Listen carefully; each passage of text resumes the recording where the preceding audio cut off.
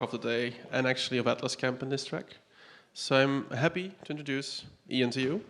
His favorite story is the Phoenix Project. Who knows about this one? Some people. It's basically a novel, but about IT, DevOps, and helping your business succeed. So it's a great and actually pretty funny read, so I would definitely recommend it. But today, Ian isn't going to talk about DevOps. He's actually going to take us on a journey into the darkest corners of Git. I hope you'll enjoy it. Please join me in welcoming Ian to the stage. Great. Okay, thanks all. So actually, these days, I'm in a role where I end up talking to maybe the top 5% of Atlassian customers. We get into some pretty hairy discussions sometimes about very large Git repositories. But that's just today. 4 years ago was when I was joining Atlassian, and my knowledge of Git was somewhere on the left here. So give you a chance to kind of catch up there.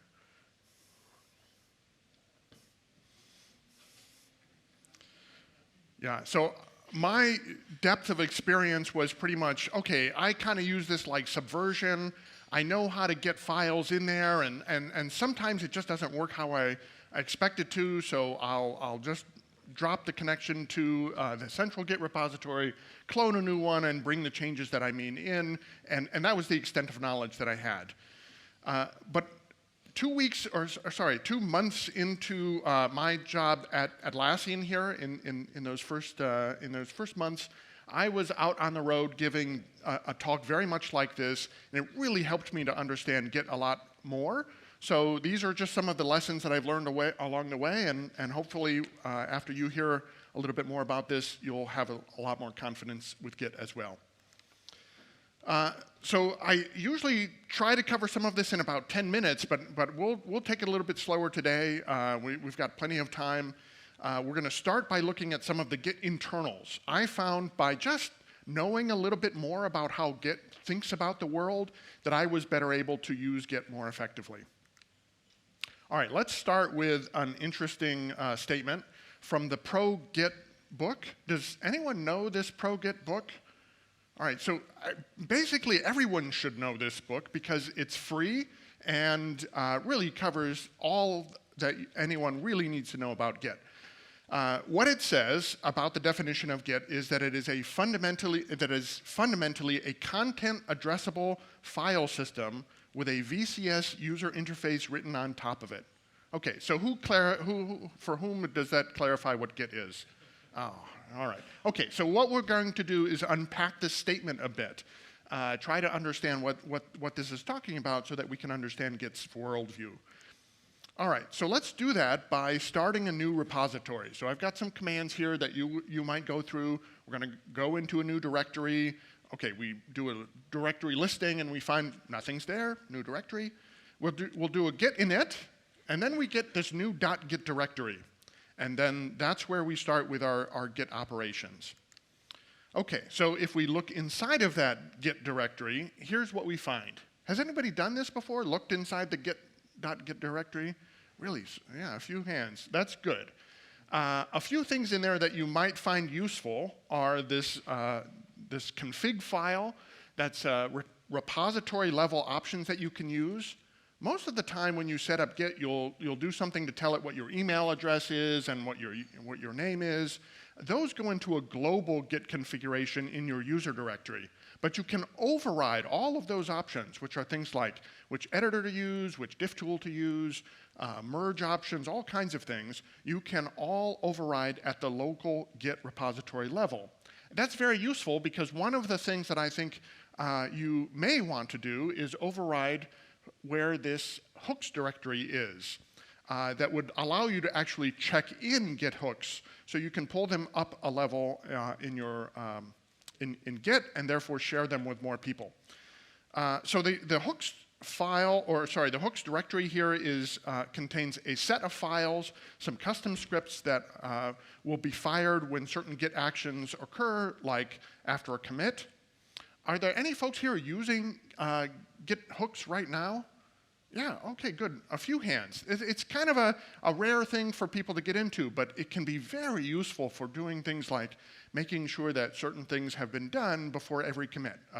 Maybe code formatting, maybe linting, maybe even making sure that the git commit message has a Jira issue number in it, for example. Okay, so those are some of the things that are in that git directory. But where I want to focus attention for the rest of this is in this objects directory, because that's where the interesting things are happening. So when we have our brand new Git repository, we get a blank info directory and a blank pack directory. Let's start looking at what those things are. So let's add a new file and see what changes. So we do git add some file.txt. There's not any content in the file yet. But we still get a SHA that will show up inside of that objects directory. That SHA, or that file, is now a zlib compressed file. So it's already starting to do some efficiency there by doing the zlib compression. And the SHA is an identifier. The SHA is identifying that particular content, and its history starts to track its history inside of Git. Okay, so we talked SHA, zlib, and it's also the notion of a blob. So basically, from the Git perspective, we just pull all this content together into one. This is starting to get into the content addressable part. So the blob is just the content that is in that file. Then we need to commit a change. So git commit -m, some message, our first commit. And what do we see here? Okay, so the Git objects are starting to fill out. We already have the blob that we had added, but now we have a couple other things. One of them is a tree object, and another is the commit itself. So let's see how these are related. There's a graph that will kind of help us understand this. We have all of these blobs. These are individual bits of content that are now all addressable by a SHA-1. We also have the tree object. Now, the tree object is effectively a mapping between the file name and that SHA-1 that we have. So this kind of keeps together all of the location information that's really important when we need that snapshot on disk. And then the commit is what really kind of defines Git as a version control system. So it's got a parent, which is a reference to something that happened before. So this is what makes Git a directed acyclic graph. Maybe that's another phrase that also needs some unpacking. But basically, there's a pointer to the history that this commit has. Now, that could be multiple parents in the case of when you merge together. It is also the place that is remembering the author, the committer, and then has a reference to this tree for all of the rest of the content information. Okay, so this is the directed acyclic graph. The idea there is that over time, all of these commits are chained together in what we often see in these sequence diagrams that show us the branches and the relationship of commits. All right, so let's take this a little bit further. Let's stage some additional changes. So now we'll put some content into our blank text file. We'll add it, and let's see what changes there. Okay, so now we have an entirely new blob. All right, so we're looking at the original history. We can always get back to that. Plus, we have the current content of the whole file, now stored as a blob. Now, if we kind of think about it, wait, if we just keep doing this over and over again, and Git is going to track all of these objects, well, isn't this just going to explode on disk? And I think we all know from our day-to-day life, well, Git doesn't really do that. So something else is going on here. Okay, so the trick is that Git has its own form of garbage collection. Usually, this will kick in without having to issue an explicit command. It is addressable. You can do git gc at any point in time, but most of the time, this is going to kick in when you do a pull or a push, or on certain cycles, a certain number of commits are already happening. And even under the covers for garbage collection is something known as pack objects. And what that does is take all of those loose objects that were in the directory and pull that into pack files. So again, basically what we're doing is we have all of these loose objects, those blobs, the trees, the commits, and it takes all of that information, creates a pack file out of it that is delta encoded and zlib compressed. All right, so why does all of this internals matter? What is this all about? What is this telling us? Well, one thing is that it makes Git operations really extremely fast. And I think we know that from day-to-day operations. If you have used Subversion, a lot of those operations that used to make a network call are now just local. But even the network calls, because of the zlib compression and delta encoding, are sending back and forth just changes. So that makes Git particularly effective at maximizing network traffic. The one operation we kind of have to watch out for that kind of can come back to bite us is that when we do a clone, we're getting all of the history that Git knows about. So that's not just left on the server somewhere. And that's an operation that we often do in our CI cycles so that we can get a very clean build. Or if you're using tools like Bitbucket pipelines, it's because the environment that we're cloning into is always fresh. So we must do a clone operation. So that's one thing to watch out for. Git clones are quite expensive in this scenario, but then everything else is sped up by this internal structuring.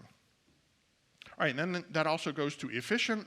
So because the Git object database is compact on disk, it's also good for network operations.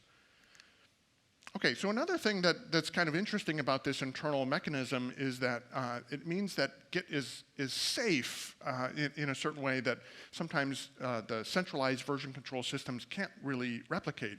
All Git operations are atomic. If it can't do the checkout, like there's a file lock based on some running application, then Git will just refuse to do the operation. It won't leave you in some half unfinished state.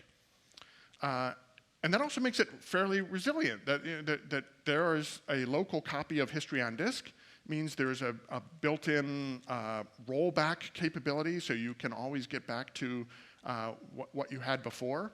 That's even true in cases of things that seem to be doing very almost destructive operations. So Git rebase, for example, is something that rewrites history.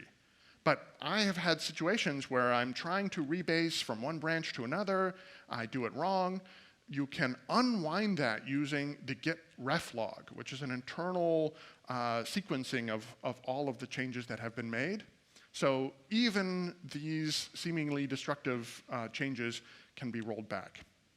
And then it's distributed. So even if Bitbucket should go down or is lost forever somehow, you still have every developer having a copy. Maybe slightly incomplete, but at least there's some distribution of that information. It's a lot less subject to loss.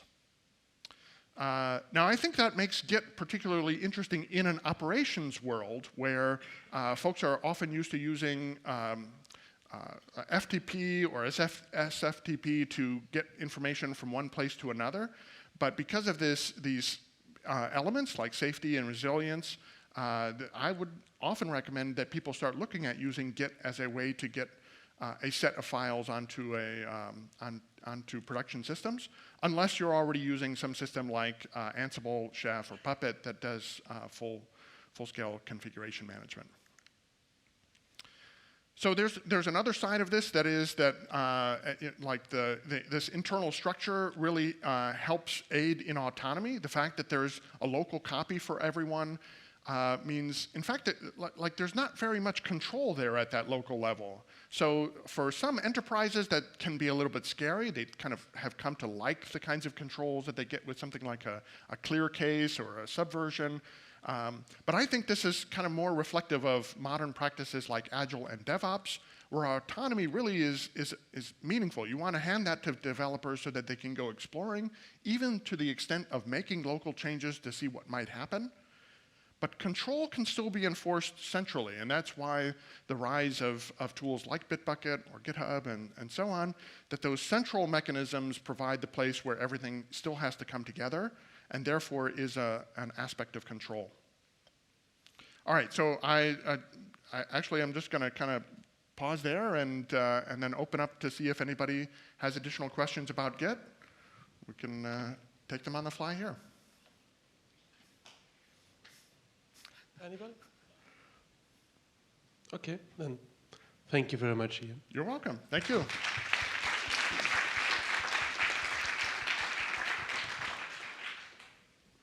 So that's it for this track at Atlas Camp. Thank you very much for being here. Thank you very much for giving us feedback already in the app. Please keep on doing this. Please keep on rating all the sessions you've been to. Give us as much feedback as you can, both about sessions and about Atlas Camp itself. We do listen to this feedback. We use it. The fire pit room, for example, was based completely on feedback we got after the last Atlas Camp. Same with this track. This was based on feedback we got from the community. So please keep on giving us feedback.